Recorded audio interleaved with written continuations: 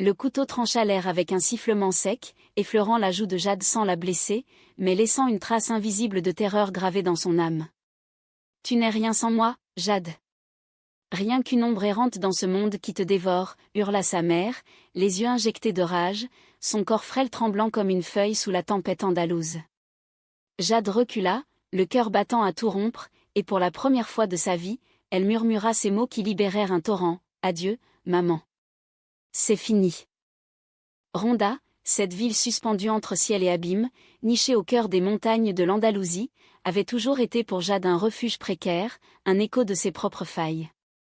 À 32 ans, elle portait encore les cicatrices invisibles d'une enfance étouffée par l'amour possessif de sa mère, Isabelle, une Française exilée en Espagne depuis des décennies, qui avait fui Paris pour un amour raté et s'était accrochée à sa fille comme à un radeau dans la tempête. Isabelle, avec ses discours enflammés sur la grandeur française et ses reproches incessants, avait modelé Jade à son image, une femme belle mais brisée, aux cheveux bruns cascadant en boucles sauvages, aux yeux verts qui trahissaient une sensibilité à fleur de peau.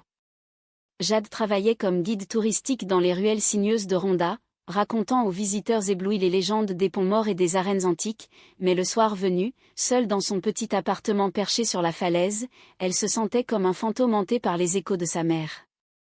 Ce soir-là, après la dispute qui avait culminé dans cette cuisine étroite imprégnée d'odeurs d'olive et de thym, Jade avait fui. Ses pas résonnaient sur les pavés irréguliers de la Cale Nueva, le vent chaud du sud caressant ses joues rougies par les larmes. Elle descendit vers le Puente Nuevo, ce prodige architectural qui enjambait le gouffre de 120 mètres, et s'appuya contre la rambarde de pierre, fixant le vide. « Pourquoi est-ce si dur de la quitter ?» se demanda-t-elle, la voix brisée par le sanglot. Les lumières de la ville s'allumaient une à une, comme des étoiles tombées sur terre, et Jade se rappela les innombrables fois où Isabelle l'avait accusée de faiblesse, de trahison, pour chaque choix indépendant, son refus d'un mariage arrangé, sa passion pour les femmes qu'elle avait toujours niées en public, ses rêves d'écriture qu'elle étouffait sous le poids des factures. C'était une amie, une ancienne touriste française rencontrée lors d'une visite guidée, qui lui avait glissé le numéro d'une thérapeute à Séville. « Salomé est une perle, Jade. Elle a guéri tant de cœurs brisés comme le tien. » Salomé. Ce nom seul évoquait déjà une douceur interdite, un murmure de soie dans le chaos. Jade avait hésité des semaines, mais après cet éclat final avec sa mère, un éclat qui avait failli tourner au drame physique, elle avait pris le train pour Séville, la ville des orangers et des fontaines chantantes, à 1 heure de Ronda. Le cabinet de Salomé se nichait dans le quartier de Santa Cruz, un labyrinthe de ruelles blanches et de patios fleuris, où l'air embaumait le jasmin et les secrets. Salomé avait 35 ans, une blonde aux cheveux courts et ébouriffée comme par un vent rebelle, aux yeux bleus qui semblaient plonger au fond de l'âme sans jugement.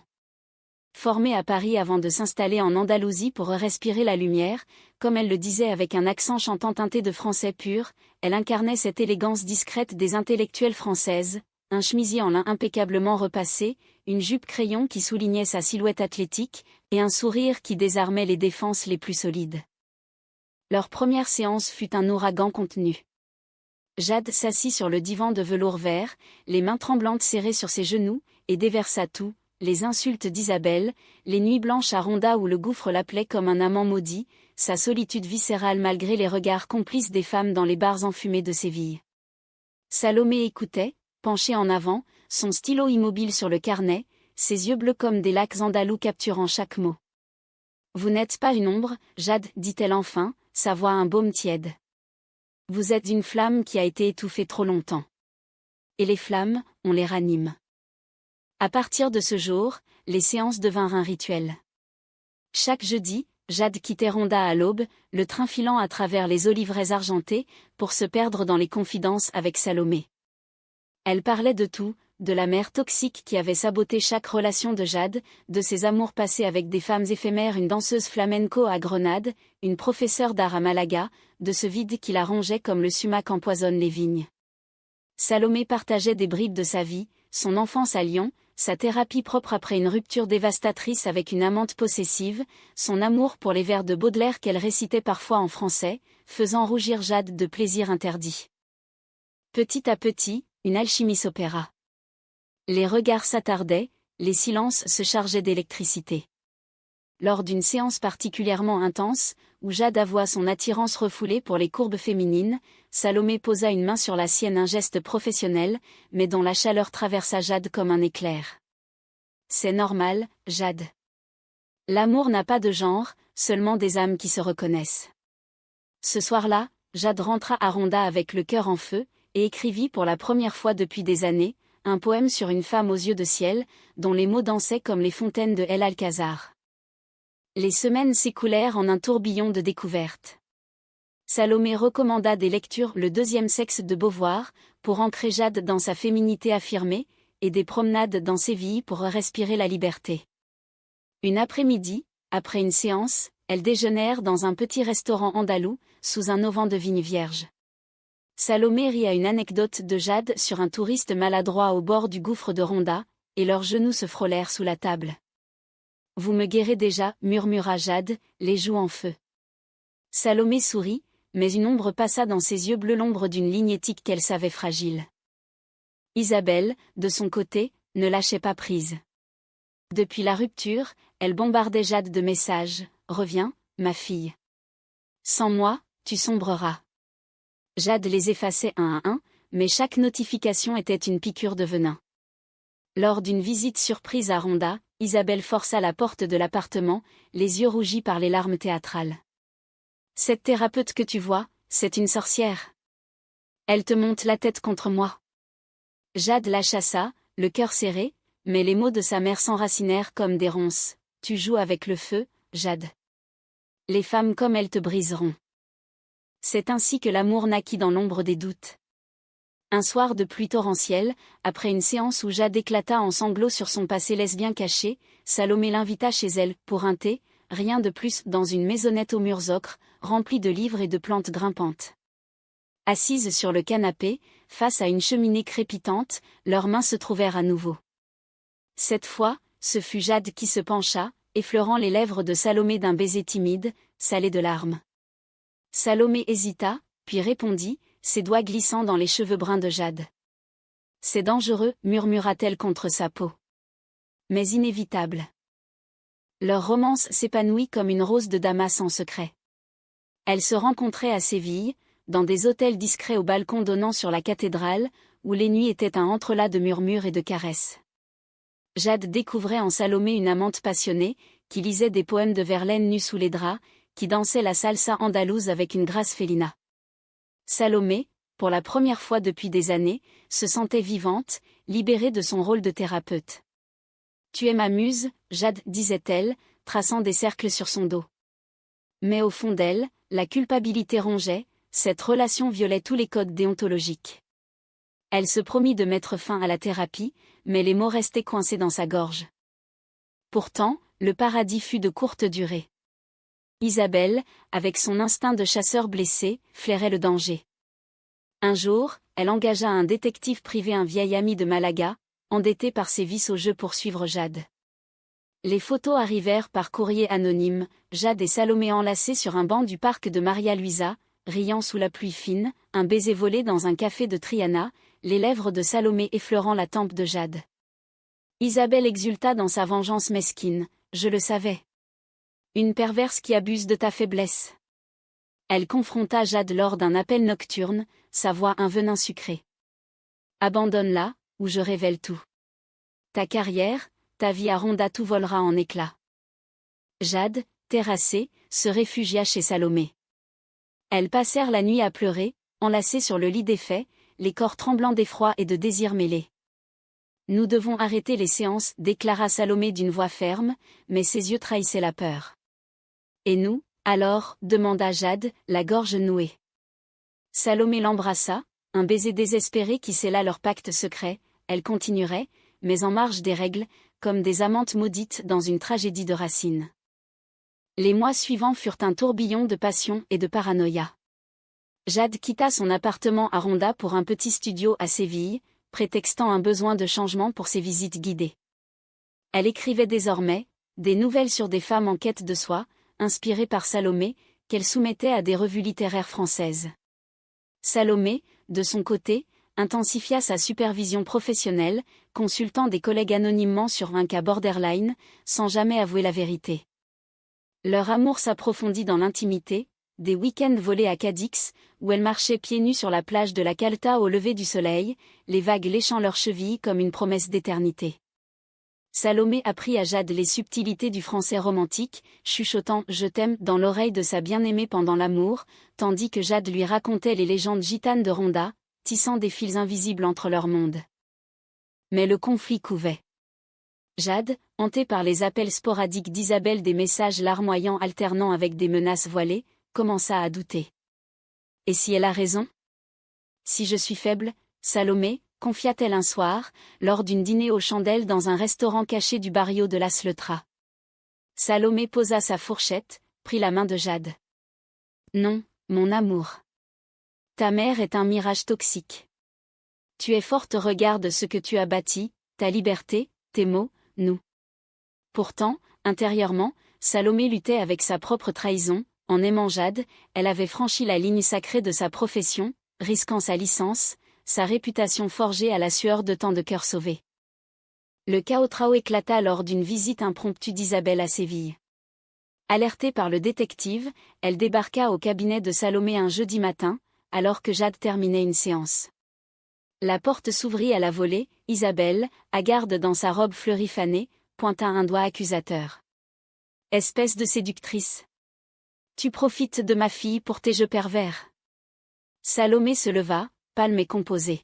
« Madame, calmez-vous. Ce n'est pas le lieu. » Mais Jade, entendant les cris depuis la salle d'attente, surgit, les yeux écarquillés. La confrontation fut un maelstrom. Isabelle hurla les détails des photos, accusant Salomé d'abus de pouvoir, de manipulation. Jade, protégeant son amante, gifla sa mère, un geste impulsif qui la stupéfia elle-même. « Sortez. Vous avez détruit assez de vies. » Isabelle partit en tempêtant, jurant de porter plainte auprès de l'ordre des psychologues. Le silence qui suivit fut assourdissant. Salomé s'effondra sur son bureau, les épaules secouées de sanglots. « C'est ma faute, Jade. J'aurais dû arrêter tout ça dès le premier baiser. » Jade l'enlaça, mais une fissure s'était ouverte, la confiance, ce fil ténu, se tendait à rompre. Ce soir-là, elles firent l'amour avec une urgence fiévreuse, comme si c'était la dernière fois, leur corps se cherchant dans l'obscurité de la maison ocre, mais les murmures d'amour étaient entrecoupés de silences lourds. Les jours suivants, la tempête s'amplifia. Isabelle contacta effectivement l'ordre professionnel, fabriquant des preuves avec ses photos et des témoignages bidons d'amis. Salomé fut convoquée pour une enquête préliminaire, son cabinet sens dessus-dessous par le doute. Elle confia à Jade, « Si ça sort, je perds tout. Mais pire, je t'aurais perdu toi. » Jade, déchirée, tenta de raisonner sa mère lors d'une rencontre forcée dans un café de Ronda, sous le regard indifférent des touristes. « Maman, arrête. C'est de l'amour pur, pas de la manipulation. » Isabelle ricana, amère, « L'amour ? C'est une illusion française, ma fille. Tu finiras seule, comme moi après ton père. » La trahison vint de l'intérieur. Salomé, sous pression, consulta une superviseuse, une vieille mentor parisienne venue en visite, dans un moment de panique, avoua une version édulcorée de la vérité. La superviseuse, horrifiée, insista pour une pause immédiate dans la relation. « C'est éthique ou c'est la ruine », trancha-t-elle.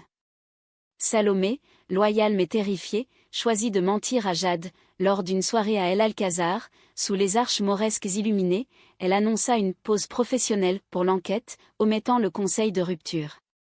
Jade, sentant le mensonge comme un froid andalou, explosa. « Tu me caches quoi, Salomé ? Es-tu comme elle, finalement une toxique en robe de thérapeute ?» La dispute qui suivit fut violente, des mots comme des coups de couteau dans la chair tendre de leur amour. Jade accusa Salomé de l'avoir utilisée comme un cas d'étude. Salomé pleura sa culpabilité professionnelle. Elles se séparèrent cette nuit-là, Jade fuyant vers Ronda sous une lune accusatrice, le cœur en lambeaux. Seule sur le Puente Nuevo, elle contempla le gouffre, les larmes se mêlant au vent salé. « Pourquoi l'amour fait-il si mal ?» murmura-t-elle, un écho à ses séances perdues. Les semaines qui suivirent furent un exil intérieur. Jade revint à Ronda, reprenant ses guidages touristiques avec une voix mécanique, récitant les histoires des bandits et des amours tragiques comme si elles étaient les siennes. Les nuits, elle écrivait frénétiquement, un roman inachevé sur une femme fuyant sa mère pour une amante interdite, inspiré par leur histoire. Mais chaque page saignait de trahison, non pas celle de Salomé, qu'elle commençait à pardonner dans le silence, mais celle d'Isabelle, dont les messages cessaient enfin, remplacés par un vide oppressant. Salomé, à Séville, affronta l'enquête avec une dignité française, des entretiens froids dans des bureaux climatisés, des regards suspicieux de collègues qui murmuraient dans les couloirs du quartier Santa Cruz. L'ordre des psychologues, influencé par les accusations d'Isabelle, suspendit temporairement sa licence, la forçant à une introspection forcée. Elle erra dans les rues de Séville, visitant les lieux de leur amour comme des fantômes, le banc du parc où elle s'était embrassée, le restaurant de Triana où Salomé avait confessé son passé lesbien caché à sa famille conservatrice.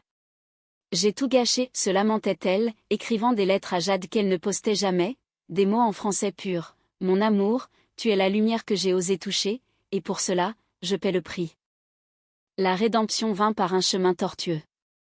Jade, lors d'une visite guidée pour un groupe de Françaises des féministes parisiennes en pèlerinage andalou, croisa une femme qui lui rappela Salomé, une blonde aux yeux bleus, lisant du Colette sous un olivier.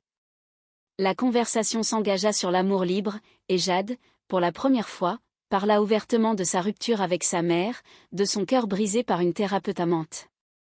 La femme, touchée, lui glissa une carte, « Va voir cette librairie à Grenade. Elle guérit les âmes comme la tienne. » C'était une librairie lesbienne underground, nichée dans El Albessin, où Jade trouva non seulement des livres Carmilla de Le Fanu, l'amant de Lady Chatterley en édition française, mais une communauté. Des femmes comme elle, andalouses et exilées, partageant des vins et des histoires de résilience. Inspirée, Jade envoya un manuscrit partiel à une petite maison d'édition à Barcelone, spécialisée dans la littérature queer. Le rejet initial fut doux amer, mais une note manuscrite l'encouragea. Votre voix est authentique, comme un vent du sud chargé d'émotions françaises. Persévérez. C'est alors qu'elle décida de confronter sa mère une dernière fois. Isabelle, affaiblie par une solitude qu'elle n'avouait pas, vivait toujours dans leur maison de Ronda, entourée de photos jaunies de Paris. Jade arriva sans prévenir, un après-midi ensoleillé où les cigales chantaient leur hymne incessant. « Maman, je ne te hais pas.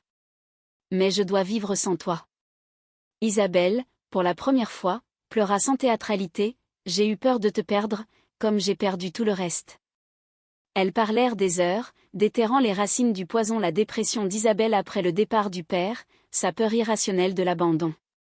Pas de pardon total, mais un armistice. Jade promit des visites espacées, Isabelle jura de respecter ses choix. Libérée d'un poids, Jade contacta Salomé. Un appel hésitant, sous le puante Nuevo au crépuscule. « Je lis Baudelaire grâce à toi. Et j'écris. Viens à Ronda. » Pas en tant que thérapeute, mais en tant que femme.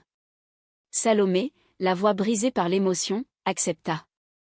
Leur rencontre fut un feu lent, sur la terrasse surplombant le gouffre, avec des verres de Fino et le vent caressant leur visage.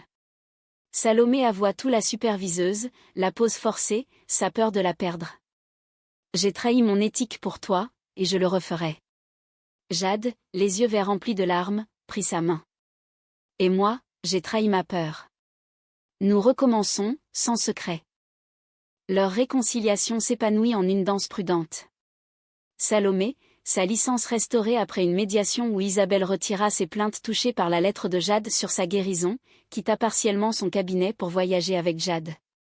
Elles partirent pour un road trip andalou, Cordoue et ses patios fleuris, où elles se promenèrent main dans la main sous les arcs de la Mesquita, Grenade, ou dans la librairie de El Albessin. Salomé lut des extraits du manuscrit de Jade à un cercle d'écrivaines attentives. L'amour renaissait, plus profond, teinté de cicatrices, des nuits où elle parlait de thérapie comme d'un pont vers la vérité, des matins où Jade récitait ses poèmes pendant que Salomé cuisinait des crêpes françaises avec une touche d'huile d'olive. Mais le vrai conflit surgit quand le manuscrit de Jade fut accepté. Intitulé « Falaise d'âme », il dépeignait une histoire trop proche de la leur, une fille rompant avec sa mère pour une amante thérapeute. L'éditrice, une lesbienne barcelonaise au flair aiguisé, pressa pour des détails autobiographiques. « C'est cru, c'est vrai, ça vendra. » Salomé, lisant les épreuves, pâlit, « Ça nous expose, Jade. » L'ordre, les ragots. Jade, exaltée par la validation, insista, c'est notre vérité. Et la vérité libère. La publication devint le catalyseur du climax final. Falaise d'âme sortit en tirage limité, acclamé dans les cercles littéraires queer de Madrid et Paris. Des critiques françaises le comparèrent à Cher journal de Annie Ernaux pour son intimité brute, mêlée à l'exotisme andalou. Jade, propulsée dans des lectures publiques à Séville, rayonnait sous les projecteurs, mais chaque applaudissement ravivait la peur. Et si Isabelle lisait? Et si l'ordre rouvrait l'enquête? Isabelle lut, bien sûr. Un matin, une lettre arriva à Ronda, pas de rage, mais une confession manuscrite, en français élégant malgré les taches d'encre. Ma fille, tes mots m'ont transpercé. J'ai été le gouffre, pas la falaise. Pardonne-moi. Jade, émue aux larmes, invita sa mère à une lecture à Séville. Isabelle vint, frêle dans un tailleur parisien démodé, et s'assit au fond, les yeux rivés sur Jade et Salomé, assises côte à côte. Après la lecture, elle s'approcha, tendant une main tremblante à Salomé. Vous l'avez sauvée. Merci. Ce fut un moment de grâce humaine, pas une réconciliation parfaite, mais un fil ténu de compréhension, tissé dans la toile des blessures partagées. Pourtant, la trahison ultime vint d'un allié inattendu. Une collègue de Salomé, jalouse de son retour triomphal, léaka des détails de l'enquête à un blog scandaleux madrilène. Thérapeute séductrice en Andalousie, abus ou amour, titra l'article, avec des extraits du livre de Jade.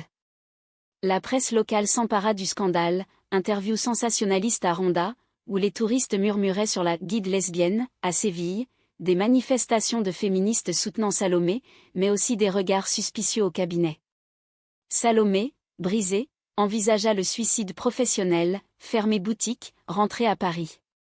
Je t'aime trop pour te traîner dans la boue, confia-t-elle à Jade lors d'une nuit orageuse, la pluie martelant les tuiles ocre. Jade, dans un geste de pure audace romantique, organisa une conférence de presse impromptue sur le Puente Nuevo de Ronda, ce symbole de franchissement. Avec Salomé à ses côtés, elle parla devant une foule de journalistes et de curieux. Ma mère m'a appris la toxicité de l'amour possessif. Salomé m'a appris la guérison par l'authenticité.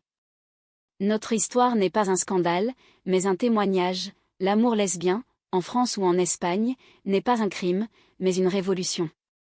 Salomé, la voix chevrotante, ajouta, j'ai franchi des lignes, oui.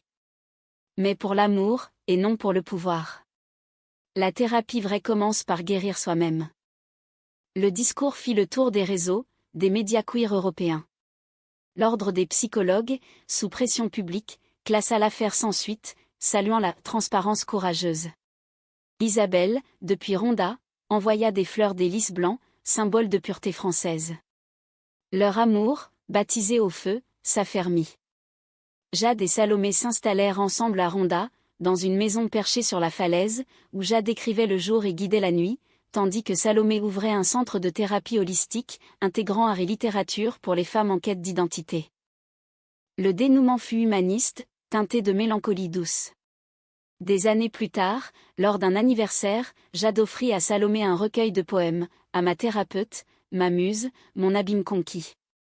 Elles dansèrent sur la terrasse au crépuscule, le vent andalou portant leur rire vers le gouffre apaisé. Isabelle, vieillie mais apaisée, visitait parfois, lisant des passages du livre à voix haute, un sourire fragile aux lèvres. L'amour, dans sa kermesse dramatique, avait triomphé non par miracle, mais par la force des âmes qui osent briser, mais entières. Et ainsi, sous le ciel étoilé de Ronda, Jade et Salomé apprirent que la vraie guérison n'efface pas les cicatrices, mais les transforme en constellations, guidant vers un horizon partagé.